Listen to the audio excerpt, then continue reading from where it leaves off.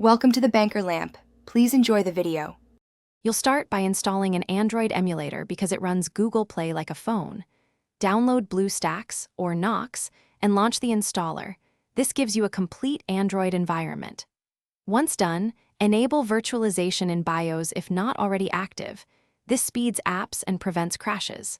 Next, run the emulator and sign into your Google account when prompted so the Play Store can sync apps and purchases. These steps create the working foundation you need to install Android apps on your PC.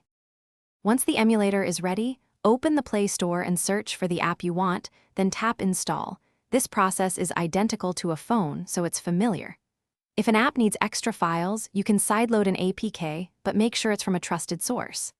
After installation, grant required permissions like storage or microphone so features work properly.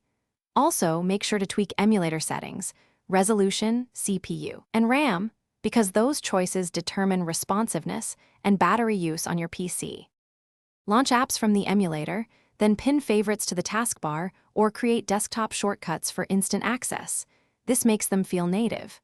Make sure to update both the Play Store app and the emulator regularly to resolve bugs and maintain compatibility. If an app won't install or Play Store fails, clear the emulator's app cache and data, reboot the emulator, and retry.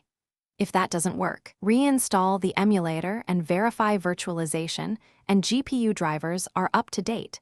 This usually fixes stuff. Thanks for watching. If this was helpful, leave a like and consider subscribing. See you next time.